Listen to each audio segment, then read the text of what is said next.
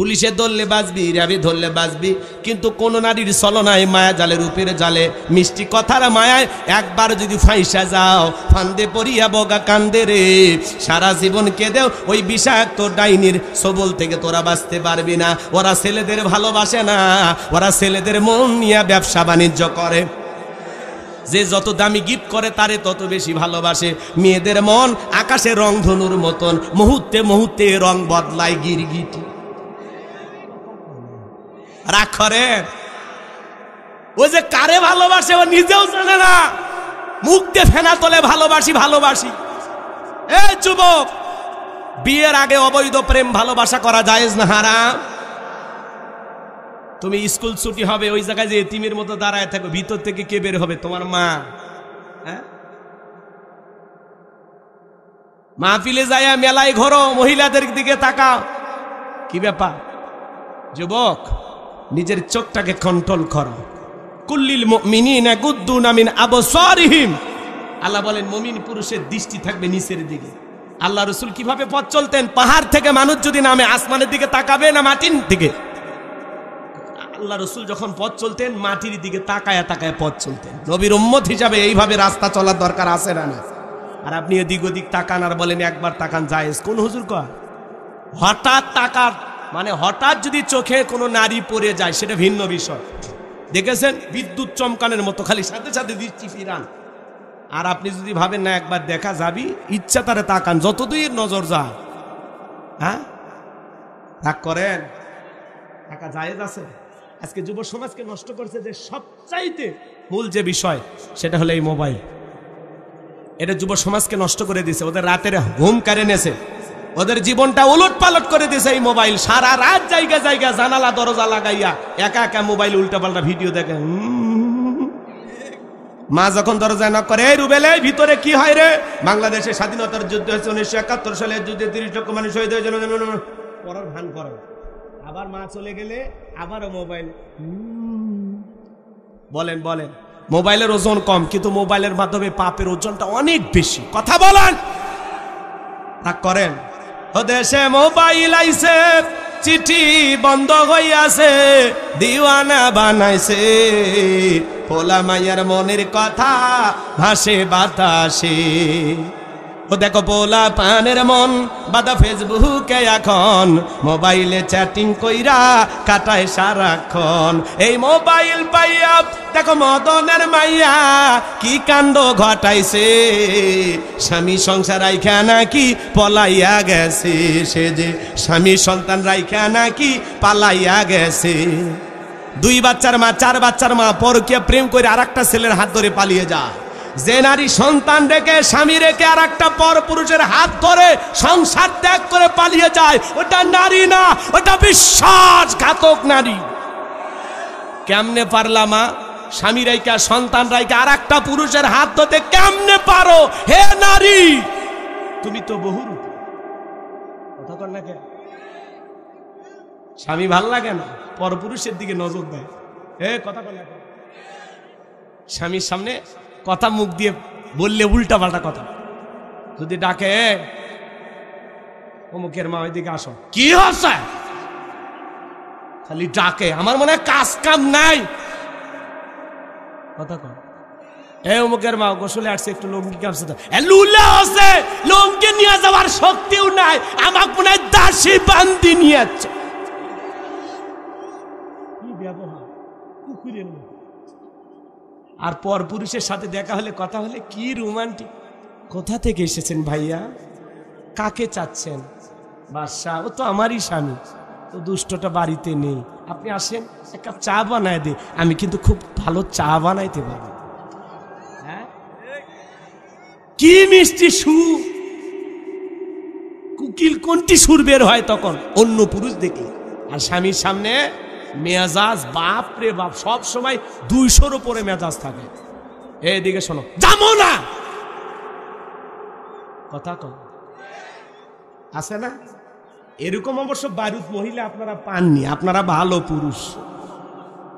রাগ করতেছেন? মা বোনেরা হবে নরম।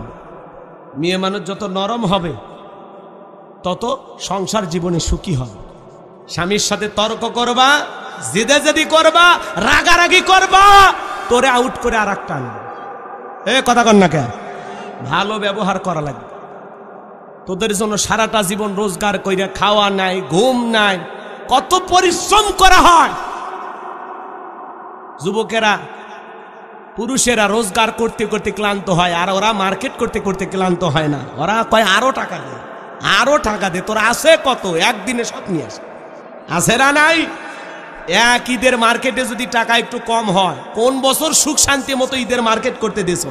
তোমার সাথে বিয়ে হয়া আমার কপাল পুড়ছে, আর আমার ছোট বোন কি শান্তিতে আছে, খালি শাড়ি 3 পিস ঈদের দিনে তার স্বামী গহনাও কিনে দিছে।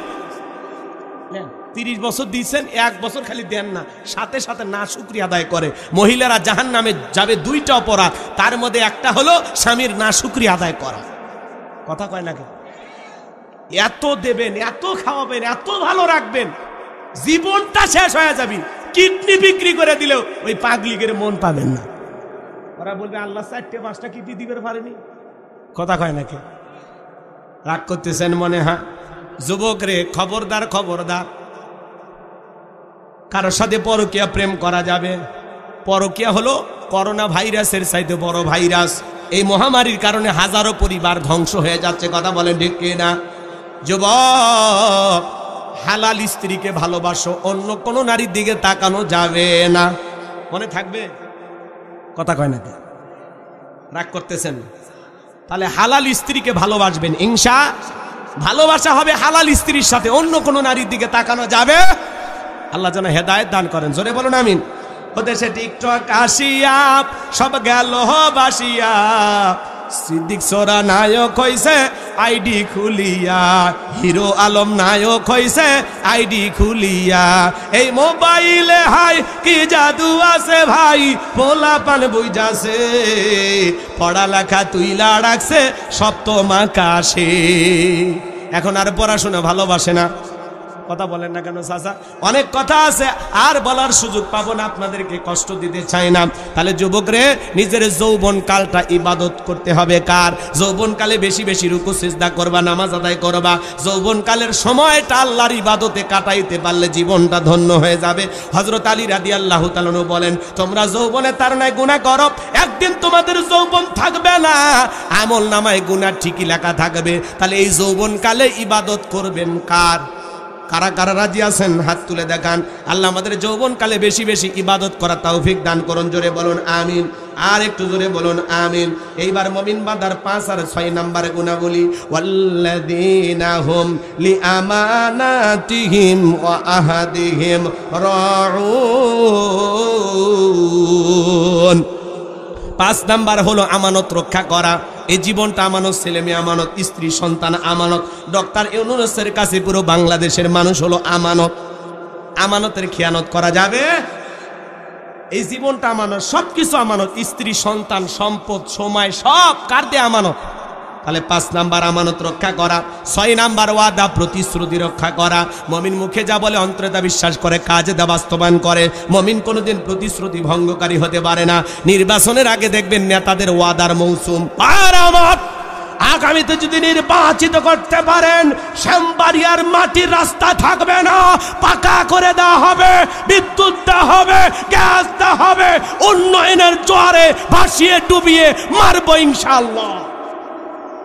বলেন কি সাফাবাজি?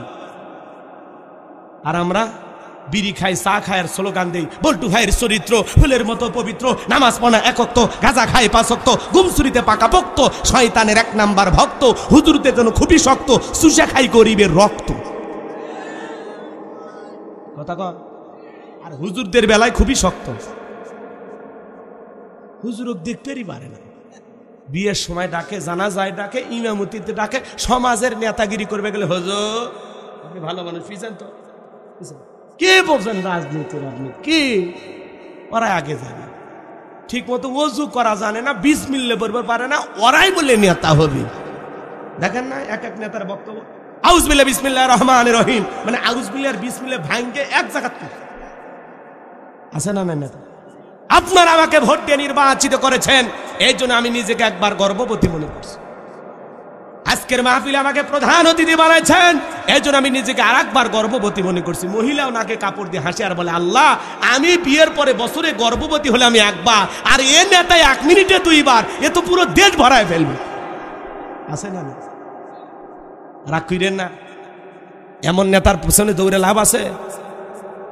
মসজিদের ইমাম যদি সমাজের নেতা হয়, সমাজ পরিবর্তন হয়ে যাবে। ভালো মানুষ দরকার, সৎ মানুষ দরকার।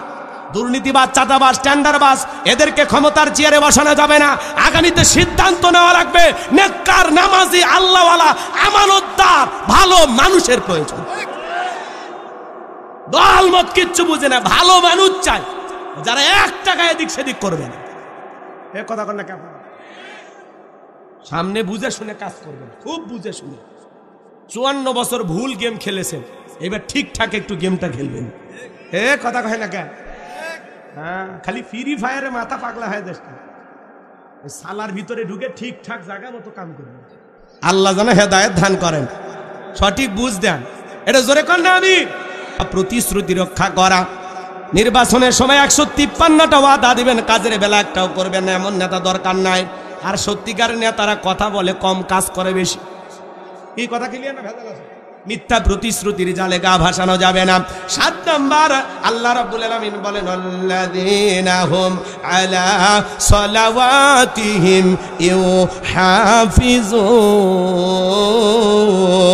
ইউহাফিজুন।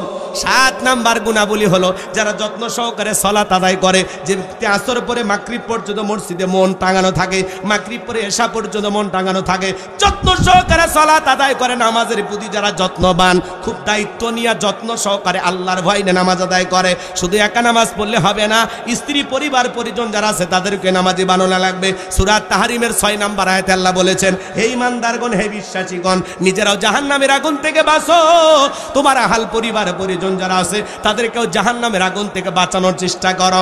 একটা পরিবারের 6 জন সদস্য, সবাই যদি নামাজ পড়ে ভালো লাগে না খারাপ লাগে? 4 জন সদস্য, সবাই যদি নামাজ পড়ে ভালো লাগে না খারাপ লাগে? পৃথিবীর সফল বাবা তারা, ছেলের হাত ধরে মসজিদে নিয়ে যাবে যারা। সন্তানদের মসজিদমুখী বানাইতে হবে। ছোট ছোট বাচ্চাদেরকে মসজিদে নিয়ে যাবেন। ছোট ছোট বাচ্চা মসজিদে একটু দুষ্টামি করে, দৌড়দৌড়ি করে, ওযুর পানি ঠেলে দেয়, নষ্ট করে, টুপি ধরে টান দেয়, দাড়ি ধরে টান দেয়। অনেক মুরব্বী আছে বেয়াদবি করে। একটা ভিডিও দেখলাম, কোন দেশের আমি জানি না, ওই দেশে নামাজের পরে ইমাম সাহেব নিজেই ছোট ছোট বাচ্চাদেরকে মসজিদের ভিতরে দৌড় দৌড় খেলাইতেছে। মারহাবা কন। বাংলাদেশের কোন ইমাম যদি এই কাজ করতো, আর চাকরির সাথে সাথে, কথা কন, চাকরি শেষ, কয় হুজুর আপনি নাই, আপনি আউট, যান। কিসে চাকরি করবে? মসজিদে বাচ্চাদেরকে নিয়ে দৌড় ঝাঁপ করতেছে। কিন্তু আসলে কি, মসজিদে ছোট ছোট বাচ্চারা যাবে, একটু দৌড়াবে, দুষ্টমি করবে, টুপি ধরে দাড়ি ধরে টান দিবে। এটা তো ছোট বাচ্চা, 7-8 বছর, ওরা কিচ্ছু বোঝে না। ও লাফালাফি করবেন, আপনি 80 বছরের মুরব্বী লাফালাফি করবেন, আর আপনি লাফ দিলে আপনার হাড় হাড্ডি ঠিক থাকবি, জয়েন্ট খুলে যাবে। কথা কথা রাগ করতেছেন? তা ছোট ছোট বাচ্চারা মসজিদে যাবে, দুষ্টমি করবে, এটা ওদের স্বভাব। ওই মসজিদের ভিডিওটা দেখে আমি খুব আনন্দিত হয়েছি। এজন্য শুধু মসজিদটা সুন্দর করলে হবে না, মসজিদের দরজায় লিখে রাখবেন, এখানে ছোট বাচ্চা মসজিদে আসলে চকলেট খাওয়ানো হয়। দেখবেন মুসল্লি বাইরে যাবে। আমাদের ভবিষ্যৎ প্রজন্ম হবে নামাজি, এটাই তো আমরা চাই। ছেলে মেয়েগুলো নামাজি হলে ভালো লাগবে না খারাপ লাগবে? বিশ্বনবী জুমার খুতবা দিতেছেন, হাসান আর হোসাইন 2 ভাই কাতারের মধ্যে সেই দৌড়। আল্লাহ রাসূল 2টা হাত ধরলেন, খুতবা বন্ধ করে 2 ভাই কাঁধে নিয়ে এসে সুন্দর করে 2 ভাই 2 হাত ধরে খুতবা দিতেছেন। সুবহানাল্লাহ। নবী মাগরিবের নামাজ পড়ে, হোসাইন যা মনে করছে নানা ঘোরা হয়েছে, আচ্ছা তার পিঠের উপর বসে আছে, নামে না। আল্লাহ রাসূল যখন হাত দিয়ে নামাইতে চায়, আল্লাহ ডেকে বলে, পয়গম্বর নামাবেন না, আপনি যেমন হোসাইনকে ভালোবাসেন, আমি আল্লাহ তেমনি হোসাইনকে ভালোবাসি, বলুন সুবহানাল্লাহ। ছোট ছোট বাচ্চা মসজিদমুখী হবে, এটা আমরা চাই তো ইনশাআল্লাহ। 40 দিন জামাতের সেই ছোট বাচ্চার নামাজ পড়লে একটু গিফট দেন, উৎসাহ দেন, পুরস্কার দেন, তাহলে কি হবে? নামাজের সংখ্যা বাড়বে। পারবো তো ইনশাআল্লাহ? ছোট বাচ্চা উজু পারে না, আপনি বলেন 10 টাকা দিব, আমি যেইভাবে উজু করবো ওইভাবে যদি উজু করতে পারে, কয় টাকা উপহার? 10 টাকা। আপনার এই 10 টাকা লোভে পড়ে ক্লাস 3-2 এর বাচ্চাটা সুন্দর করে উজু করবে, দেখবেন 10 টাকা লোভে ঠিক আপনার মতোই উজু করবে। কারণ এখনকার বাচ্চারা কম্পিউটার, জন্ম নিয়ে একটা নাসা বিজ্ঞানী। কথা কন না, আপনারা কম বুদ্ধি না বাচ্চা করে? আর বাংলাদেশের বাচ্চারা খুব অ্যাডভান্স। রাগ করেন, এগিয়ে যাবে আমাদের দেশ। দেখলেন না একটা ছেলে কি, হাই রে, স্যালো মেশিন দিয়ে হেলিকপ্টার বানাচ্ছে। ওর বুদ্ধি কি? কোন জেলায় বাড়ি? কথা কন না কেন? বরগুনা হোক আর টাঙ্গাইল হোক আর কিশোরগঞ্জ জেলার নামই তো ভুলে গেছে। মানিকগঞ্জ শহরের ভিতরেই তো দেখলাম ভিডিও। কি বুদ্ধি বাড়ে সেলো মেশিন, মানে ব্রেন খাটাইয়া ওই ছেলেটা হেলিকপ্টার মানে আকাশে উঠতেছে। এদেরকে একটু সহযোগিতা করলে, সরকার একটু সাপোর্ট দিলে এরা ওলি গলি হেলিকপ্টার বানিয়ে দিবি। কথা কন ঠিক কিনা? বাচ্চাগুলোর বুদ্ধি আছে, মাঝে মাঝে দেখবেন নতুন কিছু আবিষ্কার করে। ছোট ছোট বাচ্চারা কি জ্ঞান কি বুদ্ধি আল্লাহ দিছে। আলহামদুলিল্লাহ, আল্লাহ এই দেশের মানুষদেরকে আরো জ্ঞানী বানায় দেন, হেলিকপ্টার বিমান বানানো তৌফিক দেন। জোরে খান আমিন। প্রযুক্তির দিক দিয়ে আমরাও বাংলাদেশ একদিন এগিয়ে যাবো ইনশাল্লাহ। বিশ্বের দরবারে আমাদের দেশের তৈরি করা জিনিস বিক্রি হবে। কথা কন ঠিক কিনা? কি বলেন? চেষ্টা করলে হবে না, কিন্তু আমাদেরকে দমিয়ে রাখা হয়েছে। কষ্ট হয়। ছোট ছোট বাচ্চাদেরকে দেখবেন ওযু শিখাবেন। আপনি মারা গেলে আজকে এই বাচ্চাকে যদি ওযু শিখান, নামাজ শিখান, আপনার জানাজা ওই ছেলেটা কাঁদবে আর বলবে এই চাচা আমারই ওযু শিখাইছে, নামাজ শিখাইছে। কথা কন ঠিক কিনা? তাহলে আমরা সন্তানদেরকে নামাজি বানাবো তো ইনশাল্লাহ। এই 7টা গুণাবলী কারা কারা আমল করবেন হাত তুলে দেখান তো দেখি। আল্লাহ আমাদের সবাইকে 7টা গুণাবলী আমল করা তৌফিক দান করুন। জোরে বলুন আমিন। আমল করতে পারলেই আল্লাহ রাব্বুল আলামিন বলেন উলাইকা হুমুল ওয়ারিসুন আল্লাযীনা ইয়ারিসুনাল ফিরদাউস হুম ফিহা খালিদুন। আমার আল্লাহ বলেন তারাই হবেন উত্তরাধিকারী, তারা হবেন জান্নাতুল ফিরদাউসের মেহমান, সেখানে তারা চিরকাল বসবাস করবেন। আমার আল্লাহ কোনোদিন তাদেরকে জান্নাত থেকে বের করে দেবেন না। চিৎকার মেরে বলুন সুবহানাল্লাহ। আল্লাহ আমাদের সবাইকে জান্নাতে যাওয়ার তৌফিক দান করুন। জোরে বলুন আমিন। শেষ কথা এদিক, 1 নাম্বার বিনয়ের সহিত নম্রতার সহিত আল্লাহর ভয়ে নামাজ আদায় করা। 2 নাম্বার জবাব দেওয়া, অনার্থক কথা বলা যাবে না, অনার্থক কাজ করা যাবে না, অনার্থক জিনিস শোনা যাবে না। ভালোটা বলবো, ভালো কাজ করব, ভালোটা শুনবো। সব আছে যেখানে আমরাও আছি সেখানে। 3 নাম্বার আল্লাহ ধনী বানালে হিসাব করে জাকাত দিব। 4 নাম্বার যৌবন কালটা আল্লাহর ভয়ে ইবাদতে কাটাবো। যৌবন কালে সকল গুনাহ থেকে নিজেকে বাঁচায় রাখবো। 5 নাম্বার আমানত রক্ষা করব। 6 নাম্বার ওয়াদা প্রতিশ্রুতি রক্ষা করব। 7 নাম্বার যত্ন সহকারে আল্লাহর গোলামি সঠিকভাবে নামাজ আদায় করব। আল্লাহ তৌফিক দান করুন। পালিয়ে যাচ্ছে, আল্লাহু আকবার শুনে ডোনাল্ড ট্রাম্প কাঁপছে, অথচ পৃথিবীর সবচাইতে বড় ক্ষমতাধর। আমি যে কথা বলতে চাচ্ছিলাম বাজান, ক্ষমতা পাইলে সফল হওয়া যাবে না, টাকা থাকলে সফল হওয়া যাবে না, যশ খ্যাতি থাকলে সফল হওয়া যাবে না। আল্লাহর কাছে সফল হতে পারবে তারা, ঈমান আনবে যারা। আপনাদের এলাকায় মনে করেন একটা বাজার আছে, তালগাছি বাজার। এই বাজারে আল্লাহর একজন বান্দা তরি তরকারি বিক্রি করে, সবজি বিক্রেতা। আজান দেওয়ার পরে আল্লাহর গোলাম যদি মসজিদে গিয়ে মাথা নত করে নামাজ আদায় করে, বলেন তো বাজান পৃথিবীর বড় নেতা ডোনাল্ড ট্রাম্পের চাইতে ওই সবজি বিক্রেতার দাম কম না বেশি? তার মানে কি বুঝলেন? ঈমান আছে যার, দাম আছে তার। কথা বলেন। আমাদের সমাজে রিক্সা চালক হোক, ভ্যান চালক হোক, লোকটা যদি ইমানদার হয়, বলেন তো বাজান আজান দেওয়ার পর আল্লাহর গোলাম যদি মসজিদে মাথা নত করে নামাজ আদায় করে, পৃথিবীর বড় বড় লিডার, পুতিন, ভারতের দাদা, তাদের চাইতে ওই রিক্সা চালক, ভ্যান চালক, ইমানদারের দাম আল্লাহর কাছে কম না বেশি? তার মানে একটা কথা ক্লিয়ার হয়ে গেলেন, ঈমান আছে যার, আল্লাহর কাছে দাম আছে তার। বেঈমানদের হাতে ক্ষমতার দাম্ভিকতা থাকতে পারে, বেঈমানেরা ক্ষমতার দিক দিয়ে পাওয়ারফুল হতে পারে, কিন্তু মরার পরে সবগুলো বেঈমানকে পিটাইয়া জাহান্নামে দিবেন তিনি কে? এজন্য ক্ষমতা পাইলে সফল হওয়া যায় না, টাকা থাকলে সফল হওয়া যায় না, চেহারা সুন্দর থাকলে সফল হওয়া যাবে না, সেলিব্রিটি নায়ক সুপারস্টার হলে সফল হওয়া যাবে না। আল্লাহর কাছে সফল হতে পারবে তারা, ঈমান আনবে যারা। ঈমান আছে যার, আল্লাহর কাছে দাম আছে স্যার। আপনার চেহারা কালো হোক, ফর্সা হোক, লম্বা হন, খাটো হন, ধনী হন, গরিব হন, তাতে কোনো সমস্যা নাই। আপনার ভিতরে ঈমান আছে, আল্লাহর কাছে আপনার দাম আছে। তাহলে আমি বলবো সফল হয়েছে কারা? আপনারা বলবেন ঈমান এনেছে যারা। ঈমান দ্বারা দুনিয়াতেও সফল, আখিরাতেও সফল। আর বেঈমানেরা টাকা পয়সা, অর্থ করি, ক্ষমতার দিক দিয়ে দুনিয়াতে সফল, আখিরাতে জাহান্নাম ছাড়া আর কিছু ভাগ্যে জুটবে। এই জন্য আমি বলবো সফল হয়েছে কারা? আপনারা বলবেন ঈমান এনেছে যারা। বলতে পারবেন? আরে ভাই, আপনার আমার ভিতরে ঈমান নামের সম্পদ আছে, আল্লাহর কাছে দাম আছে। এই জীবনে যদি আল্লাহর কাছে দামি হতে পারি, আর কিছু চাওয়ার আছে? জোরে বলেন, চাওয়ার আছে? তাহলে সফল হয়েছে কারা? জোরে সফল হয়েছে কারা? ঈমান এনেছে যারা। আমি আপনাদেরকে একটা প্রশ্ন করি, একজন অমুসলিম জোহরের নামাজের পূর্বে ঈমান গ্রহণ করেছে, ওই ব্যক্তির উপরে জোহরের সালাত আদায় করা নফল না ফরজ? কথা কয় না। ঈমান আনার পরে মুমিন জীবনের সবচাইতে গুরুত্বপূর্ণ ইবাদতের নাম হলো সালাত। কিয়ামতের ময়দানে আল্লাহ তাআলা সর্বপ্রথম সালাতের হিসাব নেবেন। আল্লাহু আকবার বলেন। তো আল্লাহ তাআলা যখন মুমিনদের 7টি কোয়ালিটি 7টি বৈশিষ্ট্য নিয়ে আলোচনা শুরু করলেন, আল্লাহ তাআলা 1 নাম্বার সালাত দিয়ে শুরু করলেন। সুবহানাল্লাহ। 7টি গুণাবলী, জোরে বলেন কয়টি? শুরু হয়ে গেল 1 নাম্বার। এই যুবক এদিকে তাকাও, তোমরা যারা আসছো ময়না মন খারাপ করো না, তোমরা যুবক আমিও যুবক, তোমাদের মনের দুঃখটাকে আমি বুঝি। তোমাদের জন্য স্পেশাল কিছু আলোচনা মাথার মেমোরিতে সেভ করা আছে, সময় মতো ডাউনলোড দিয়ে শোনায়া দেব। কথা কয় না। মহিলা মা বোন যারা আসছেন আপনারাও নিরাশ হবেন না, আপনাদের একটা অধিকার আছে, একেবারে মাহরুম করব না মা, একটু অপেক্ষা করেন, আপনাদের জন্য স্পেশাল কিছু আলোচনা হবে, হয়তো 1 ঘন্টা 2 মিনিট পরে। কথা কয় না, একটু অপেক্ষা করেন আমার ভাইয়েরাম। আমার আল্লাহ রাব্বুল আলামিন বলেন, আল্লাযীনা হুম ফি সালাতিহিম খাশিউন।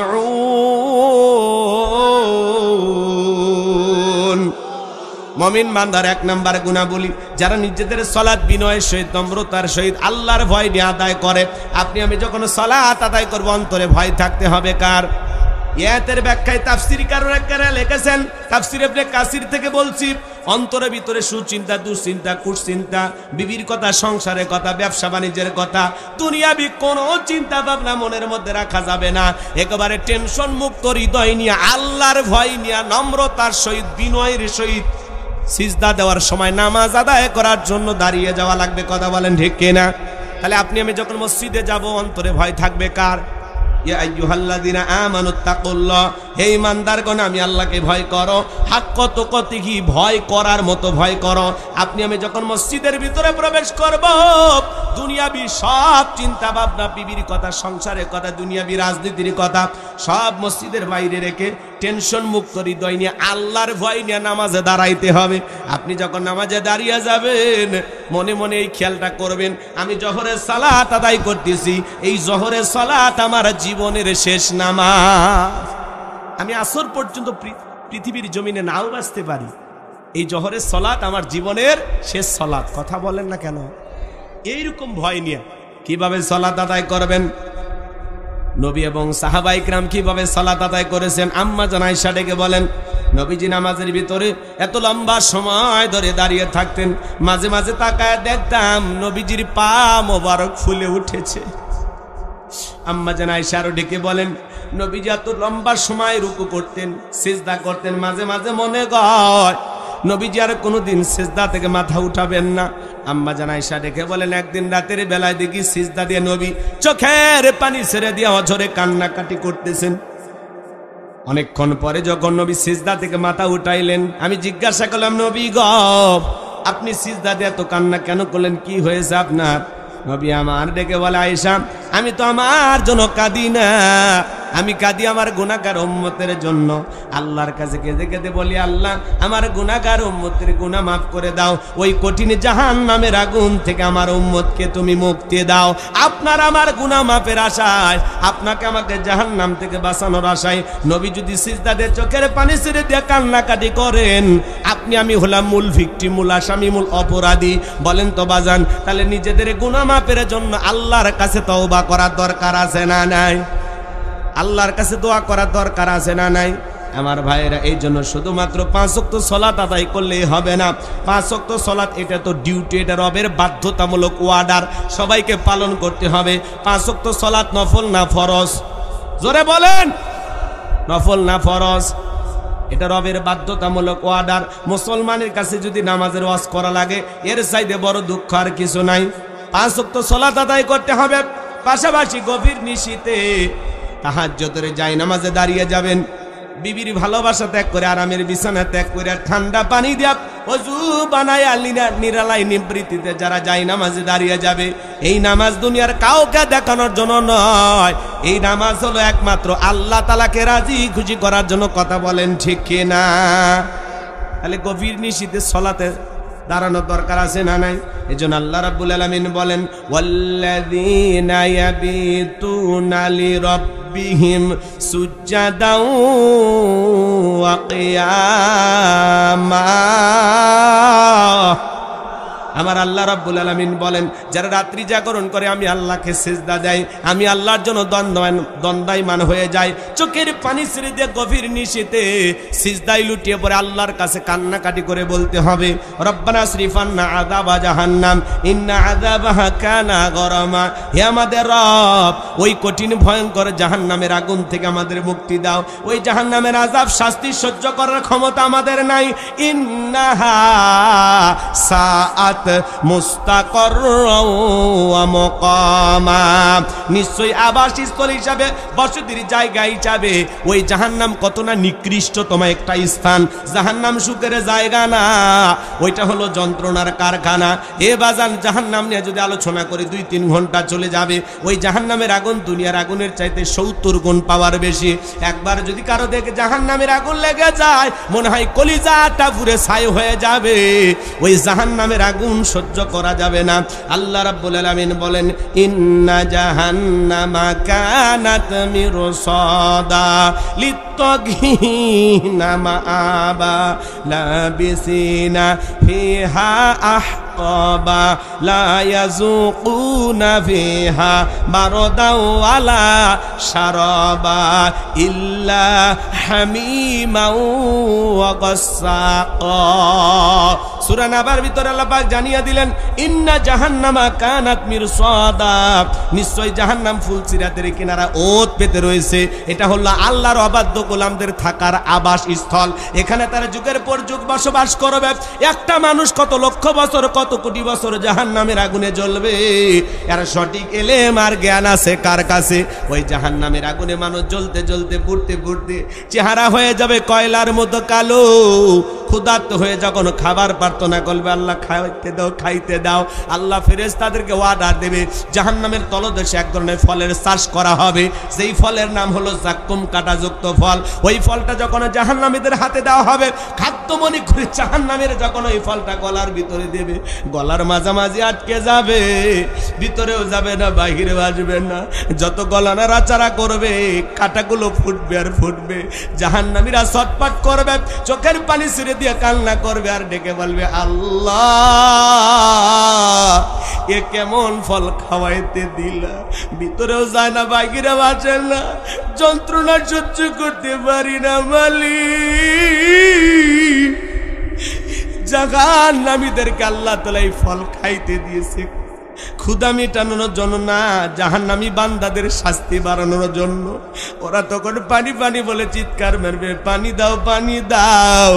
আমার আল্লাহ বলেন লা ইয়াযুকুনা ফিহা বারদাও ওয়ালা শারাবা।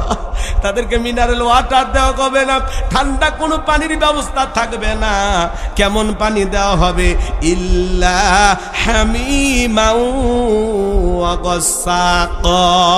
সূরা নাবার 25 নম্বর আয়াত। আল্লাহ তাআলা বলেন তাদেরকে এমন উত্তপ্ত ফুটান্ত গরম পানি দেওয়া হবে যা পুষ ব্যতীত কিছুই নয়। ও সিরাজগঞ্জের বাবা জিরা দেগের ভিতরে বড় বড় ফোড়া হয়, ফাটায় দিলে ভিতর থেকে কি বের হয়? পুষ না রস?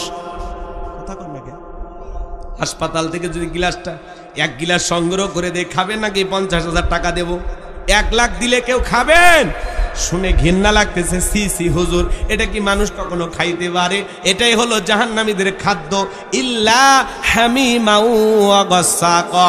এমন উত্তপ্ত ফুটান্ত গরম পানি জাহান্নামীদেরকে পরিবেশন করা হবে যা পুষ ব্যতীত কিছুই নয়। ওই পুজওয়ালা দুর্গন্ধওয়ালা পানি যখন জাহান্নামীরা পান করবে বাজান, চেহারার সামনে নেওয়া মাত্র চেহারাটা ঝলসে যাবে। ওই পানিটা পান করা মাত্রই এত গরম, এত গরম। ওই পানি পান করা মাত্র জাহান্নামের লারি ভুরি গুলো গলে গলে পিছনের রাস্তাতে বের হয়ে যাবে। জোরে কন্যা উযুবিল্লাহ। জাহান্নামের কত রকমের শাস্তি আছে বাজান, 2-4 ঘন্টা আলোচনা করে শেষ হবে না। আমি বলতেছি জাহান্নামের শাস্তি ঘটেছে না ঘটবে? কথা বলেন, কথা বলেন। ঘটেছে না ঘটবে? রাগ করতেছেন? আমরা জাহান্নামে গেছি, যাব, আশা আছে না? আল্লাহ তাআলা আগেই সতর্ক করে দিয়েছেন, সাবধান করে দিয়েছেন, গাইডলাইন দিয়েছেন যে বান্দা নিজেকে জাহান্নামের আগুন থেকে বাঁচা। এই ভয়ঙ্কর জাহান্নামের আযাব শাস্তি সহ্য করার ক্ষমতা আমাদের নাই। এই জন্য সেই জাহান্নাম থেকে বাঁচার জন্য রবের নির্দেশ মোতাবেক দুনিয়াতে চলার দরকার আছে না নাই? আল্লাহর বিধানকে ফলো করার দরকার আছে না নাই? সেই জাহান্নাম থেকে বাঁচার জন্য চোখের পানি ছেড়ে দিয়ে কাঁদতে হবে কার কাছে? শুধু 5 ওয়াক্ত নামাজ নাকি তাহাজ্জুদ পড়বো? ইনশাআল্লাহ পড়বো তো ইনশাআল্লাহ। কারা কারা 5 ওয়াক্ত সালাত আল্লাহকে রাজি খুশি করার জন্য পড়বেন? 2 হাত তুলে দেখান। আল্লাহ আমাদের সবাইকে 5 ওয়াক্ত নামাজই বানায় দেন। জোরে বলেন আমিন। আরেকটু জোরে বলেন আমিন। হাত নামান। সাহাবা ইকরাম কিভাবে নামাজ আদায় করতেন জানেন? মরুভূমিতে সাহাবা ইকরাম নামাজে দাঁড়িয়ে গেছেন, ওই মরুভূমির পাখিগুলো খেজুর গাছ মনে করে সাহাবা ইকরামদের কাঁধের উপরে, মাথার উপরে বসে থাকতো। নবীর সাহাবীরা সালাতে এত মনোযোগ, কাঁধে পাখি পড়ে থাকে, তারপরে তারা টের পাইতো না। মেরে বলুন সুবহানাল্লাহ। আর আপনি আমি একটা মশা যদি পরে এ হাতে এক জায়গায় নিয়ে যায়, আগে মশা মারে তারপরে সূরা ধরে, কথা কোন ঠিক কে না? হযরতে তালহা রাদিয়াল্লাহু তাআলা নু সালাত আদায় করতেছেন, জঙ্গল থেকে একটা সাপ এসে সন্তানটাকে বেঁচিয়ে ধরলেন। হযরতে তালহা রাদিয়াল্লাহু তাআলা নামাজ আদায় করতেছেন, তার বিবি লোকজনকে ডাকলেন, সন্তানকে বিপদমুক্ত করলেন। নামাজ শেষে হযরতে তালহা জিজ্ঞাসা করে, বিবিরে বাড়িতে এত মানুষজন, ব্যাপারটা বুঝতে পারলাম না। ডেকে বলে, স্বামী আপনি যখন নামাজ আদায় করতেছেন, জঙ্গল থেকে সাপ এসে সন্তানটাকে বেঁচিয়ে ধরেছে, আমি মানুষজনকে ডাকলাম, ছেলেটাকে বিপদমুক্ত করলাম, এত ঘটনা আপনার চোখের সামনে ঘটে গেল, আপনি কি কিছুই বলতে পারেন না? হযরতে তালহা ডেকে বলে, বিবিরে নামাজের মধ্যে মন যদি এদিক সেদিক চলে যায়, তাহলে নামাজ তো আর নামাজ থাকে না। বলুন সুবহানাল্লাহ। আর আপনি নামাজ পড়েন শ্যামবাড়িয়া, মন চলে যায় মধুবাড়ি, কথা কন না আছে না নাই? নামাজ পড়ে সিরাজগঞ্জ, মন চলে যায় ভারতের বর্ডারে, আছে না নাই? নামাজের মধ্যে দাঁড়ায় আমাদের মন স্থির থাকে না, নামাজের মধ্যে দাঁড়ায় মন খালি ছটপট করে, দুনিয়াবি নানান চিন্তা ভাবনা মনে হয়, মাঝে মাঝে দুনিয়াবি এত কথা নামাজের মধ্যে মনে হয়, নামাজ 2 রাকাত না 3 রাকাত মনে থাকে না। মাঝে মাঝে দুনিয়াবি এত চিন্তা ভাবনা নামাজের মধ্যেই মনে হয়, সিজদা 2টা দিলাম না 1টা দিলাম, মনে থাকে? আমাদের মন খালি ছটপট করে। এই জন্য একটি গবেষণায় বলা হয়েছে, বাংলাদেশের কিছু কিছু নামাজি আছে যাদের মন নামাজের ভিতরে 8 সেকেন্ডও স্থির থাকে না। আমাদের মন এত অস্থির, আমাদের পাগল মন। কি মন? কথা কন না? পাগল মোহন মন রে, মন কেন উল্টো পাল্টা বলে? ও পাগল মন মন রে, মন কেন মসজিদে না যায় রে? আল্লাহ রে কোন দুনিয়ায় পাঠাইলাই আমারে? বর্তমানের নারী পুরুষ সমান সমান মাপ, লম্বা চুল কাটিয়া আবার মাথায় লাগাই ক্যাপ। আল্লাহ রে কোন দুনিয়ায় পাঠাইলাই আমারে? হিন্দি গানের টান মারিয়া রাস্তা হাইটা যাই, আবার কারো সুরে সুরে বুকটা ফাইটা যাই। আল্লাহ রে কোন দুনিয়ায় পাঠাইলাই আমারে? জিন্সের প্যান্ট শার্ট পরিয়া রাস্তা হাইটা যাই, পোলা না মাইয়া ওইটা সিনা বড় দায়।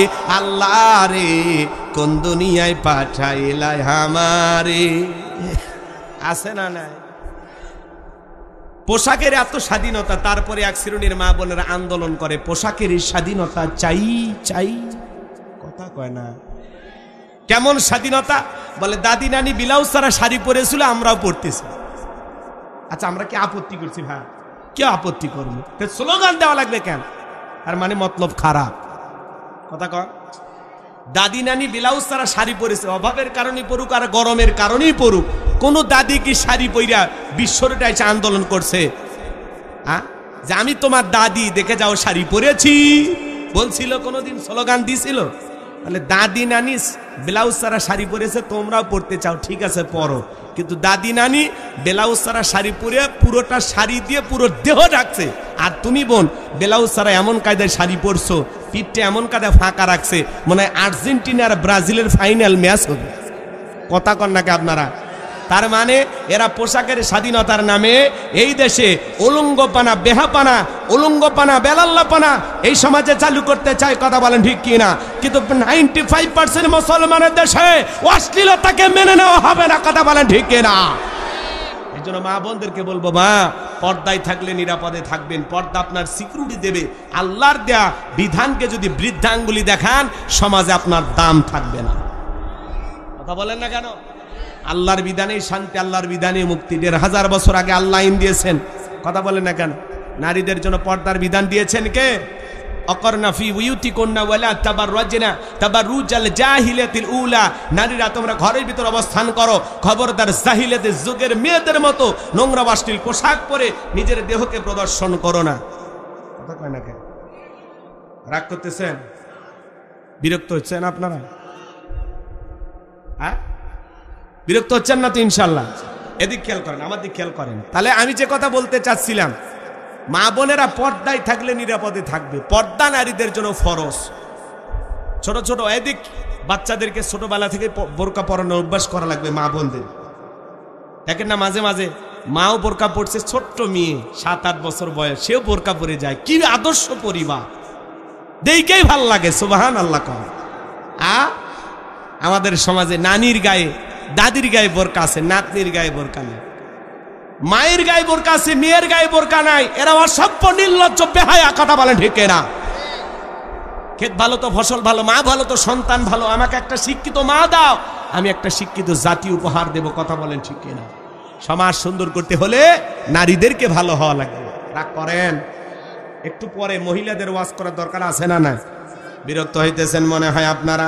আমার ভাইয়েরা, আমি যে কথা বলতে চাচ্ছিলাম, বাজার নামাজের মধ্যে আমাদের মন স্থির থাকে না, আমরা বড় অস্থির।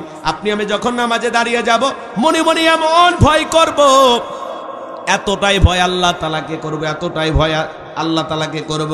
আমি জোহরের সালাত আদায় করতেছি, মনে করব এটা আমার জীবনের শেষ সালাত, আমি আসর পর্যন্ত নাও বাঁচতে পারি।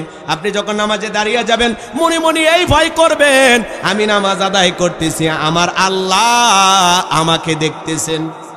কথা কন না কেন? আর আপনি 2 মিনিটে 2 রাকাত, 4 মিনিটে 4 রাকাত, 4G 5G গতির নামাজি।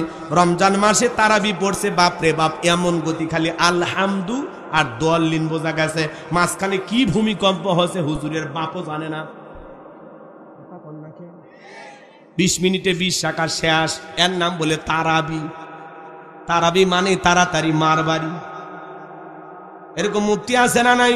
তারাবি মানে কি ধীরস্থির ভাবে নামাজ আদায় করতে হবে। 4 রাকাত পরে পরে বিশ্রাম নেওয়া লাগবে, তাসবিহ পড়া লাগবে, জিকির করা লাগবে, মাজা সোজা করা লাগবে, একটু দম টম নিয়ে আবার 4 রাকাত। কথা। আর আপনারা মানে কন্ট্রাক্ট নিছে, চুক্তি নিছে নামাজ পড়া। কখন 20 রাকাত শেষ হবে? 4 রাকাত পরে পরে 2-4 মিনিট কি নেওয়া লাগবে? দম নেওয়া লাগবে। ক্লান্ত, একটু জুস খান, একটু পানি খান, জিকির করেন, বাইরে থেকে হেঁটে আসেন, আবার 4 রাকাত শুরু করেন। আর আমরা আল্লাহু আকবার, আল্লাহু আকবার। কি যে হইছে! আহা, হুজুরও শেষ, মুসল্লি। কথা কন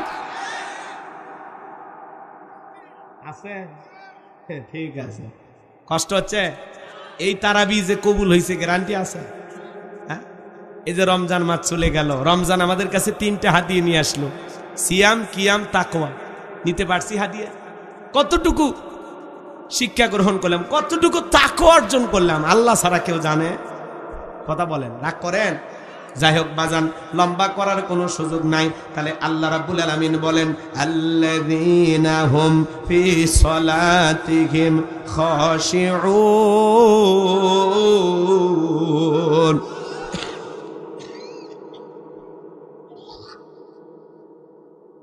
যারা নিজেদের সালাত বিনয়ের সহিত, নম্রতার সহিত আল্লাহর ভয় নিয়ে আদায় করে। তাহলে আপনি আমি সালাত আদায় করব একমাত্র কার ভয়ে? আল্লাহর ভয়ে, ধীরস্থির ভাবে। 4 রাকাত 10 মিনিট লাগবে, সমস্যা আছে? ধীরস্থির ভাবে নামাজ আদায় করবেন, রুকু সিজদা গুলো সুন্দরভাবে করবেন। এ যুবকে, এরা কি ঘড়ি দেখে না নাকি? 12টা বাজছে। নিজের ওয়াদা কি?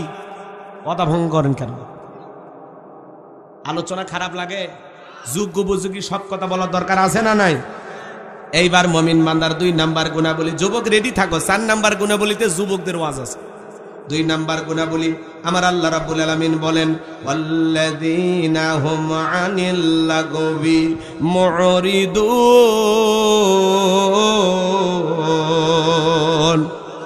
তাহলে 1 নাম্বার গুণাবলী বুঝছেন তো? বিনয়ের সহিত, নম্রতার সহিত আল্লাহর ভয়ে নামাজ আদায় করবেন। শুধু মসজিদ সুন্দর করলে হবে না, মসজিদে যারা নামাজ আদায় করবে তাদের অন্তরটাও সুন্দর হওয়ার দরকার আছে না? না, কথা ক্লিয়ার?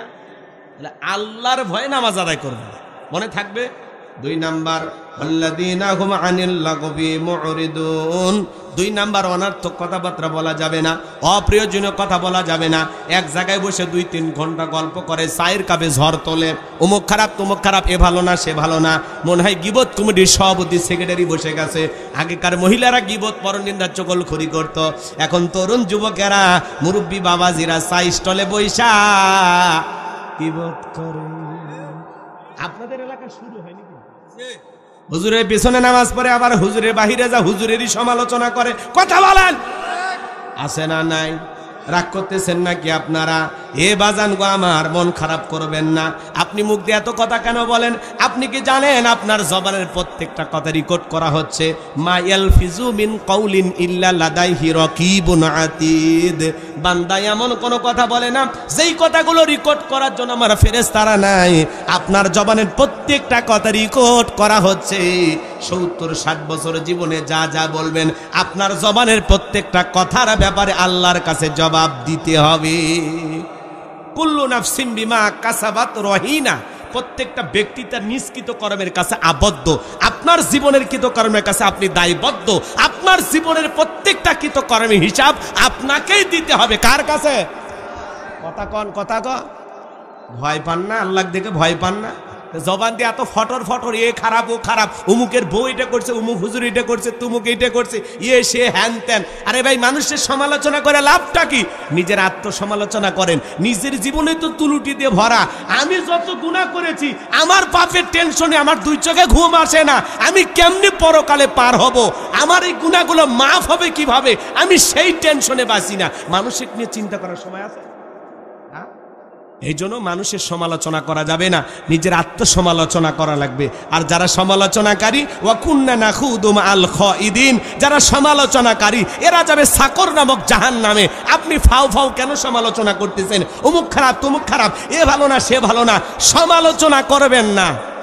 সমালোচনা করা নিচু মনের মানুষ, কথা কয় না, তারা কি নিচু মনের মানুষ। আরে ভাই, মানুষকে নিয়ে ভাবার টাইম আছে? আমি তো নিজেকে নিয়ে ভাববো, কথা বলেন। আর নিজেকে নিয়ে যত ভাববেন এগিয়ে যাবেন, কথা বলে। আর অন্যের পিছনে কাটি দেবেন, সমালোচনা করবেন, পিছেই থাকবেন। সারা জীবন সমালোচনাই করা লাগবে।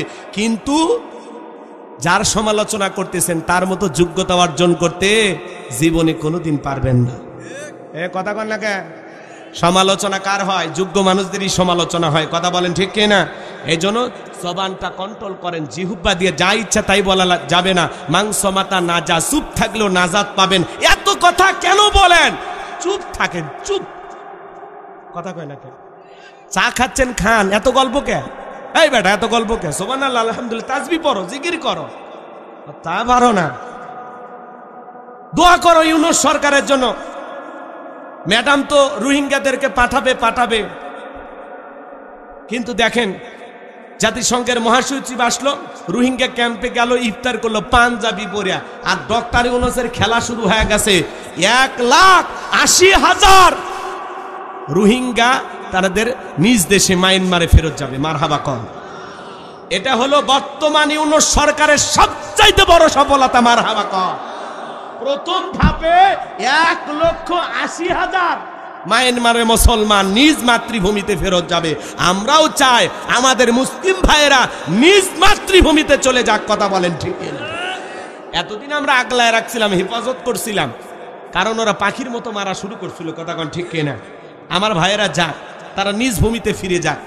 এই যে উদ্যোগটা নিয়েছেন ইউনূস সরকার, এজন্য ধন্যবাদ পাওয়ার বলেন, ধন্যবাদ পাই কি না? তাহলে সবাই মিলে ধন্যবাদ দেবেন তো ইনশাল্লাহ। এইটা নিয়ে আলোচনা করেন, চা খাচ্ছেন, বলেন মাশাআল্লাহ ইউনূস সরকার খুব একটা ভালো কাজ করলো। বর্তমান প্রধান উপদেষ্টা কি করছে? 1,80,000 রোহিঙ্গার মুসলমান প্রথম ধাপে তাদের নিজ দেশে যাচ্ছে, আলহামদুলিল্লাহ। এগুলো নিয়ে গল্প করেন, ভালো কিছু নিয়ে আলোচনা করেন, কথা বলেন। পেঁয়াজের দাম বেড়ে গেলে ফেসবুকে পোস্ট করেন, এখন যে দাম কম পোস্ট করেন। জিনিসের দাম বাড়ে গেলে পোস্ট করেন। আর ইউনূস সরকার আলহামদুলিল্লাহ মুসলমান নেতা হওয়ার কারণে এই দেশে আল্লাহ বর্তমানে অনেক শান্তি দিয়েছে, কথা বলেন ঠিক কিনা? চীন সফরে গেলেন, দেখলেন না লাল গালিজার সংবর্ধনা দিয়েছে। ব্যাংককে গেলেন, ফুলের মালা দিয়ে গ্রহণ করেছেন। নরেন্দ্র মোদী সহ যত মানুষ ওই সম্মেলনে উপস্থিত হয়েছেন, ডক্টর ইউনূস যখন প্রবেশ করেছেন সবাই দাঁড়িয়ে তাকে সম্মান প্রদর্শন করেছেন। বাঘের বাচ্চা, বাপের বেটা, কি জিনিস গো! বয়স 84 হতে পারে, কিন্তু চলাফেরা দেখে মনে হয় 24 বছরের যুবক। কি গো, কি যে খাসে আমি তো সেটাই বুঝি না। হ্যাঁ, ওইরকম একটা মানুষের তো লাঠি ধরে চলা উচিত। আর এমন কায়দায় চলে, মাশাআল্লাহ, মারাবা কর, নায়ক মেয়ের মতো ভাব। কথা কন ঠিক না? তাহলে ডক্টর ইউনূস সাহেবের জন্য দোয়া করবেন তো ইনশাআল্লাহ। ওনার হাত ধরে বাংলাদেশ আরো এগিয়ে যাবে। আমরা অনেক স্বপ্ন দেখি ওনাকে নিয়ে। নির্বাচন পরে হবে, ওরা থাকলে তো নির্বাচনই দিত না 41 সাল পর্যন্ত। অতএব নির্বাচন জিকির বাদ দিয়া এখন বলেন ইউনূস সরকার যা করে আলহামদুলিল্লাহ। উনি বয়স্ক মানুষ, 2-4 বছর যদি থাকতেই চায় থাকুক না, মুরব্বী মানুষ, শখটা পূরণ হোক। কি না করেন? ডক্টর ইউনূসের জন্য দোয়া করবেন তো ইনশাআল্লাহ। ভালো লাগে, পুরো পৃথিবী তাকে সম্মান করে। কথা কন। আমেরিকা বলেন, চীন বলেন, ভারত বলেন, ভারতের দাদা তো উঠে কাঁপতিছে। কথা কন। দাদা টেনশনে পড়ে গেছে, না জানি কখন ম্যাডাম রে চাইয়া বসে। ও চাইছেও না, চাইছে, এখন উনি টেনশনে আছে যে আমি পাঠাবো কিনা। উনি যে ওনারে থাই দিয়া কি যে ভুল করছে। এইবার বাংলাদেশের 3,500 কোটি টাকা বেঁচে গেছে। মারহাবা কর। শুধু এই ভারতের সাথে সম্পর্ক খারাপ হওয়ার কারণে ওই দেশে যাওয়া, মার্কেট করা, বিভিন্ন বিষয়ে বাংলাদেশের যে হাজার হাজার কোটি টাকা খরচ হইতো, সেই টাকাটা নিজ দেশে আসে। মারহাবা বলে। এই যে তামিম ইকবাল অসুস্থ হইল না, যদি চাইতো ভারতে বা অন্য দেশে নিয়ে যাইতো, কিন্তু দেশের ভিতরে তা চিকিৎসাটা হলো। তার মানে দেশের অর্থ দেশেই থাকতেছে। এবং ইউনূস সরকার ঘোষণা করেছেন যে আগামীতে এই দেশের এত উন্নত চিকিৎসা ব্যবস্থা করা হবে যাতে এমপি মন্ত্রী সবাই বাংলাদেশে চিকিৎসা করে, কাউকে যেন চিকিৎসার জন্য বিদেশে না যাওয়া লাগে। স্বপ্নগুলো শুনেই ভালো লাগে। কথা কর, বাপের বেটার মতো, লোকটাও বড়, স্বপ্নও বড়। 84 বছর পাকিয়ে গেছে, বুঝছেন?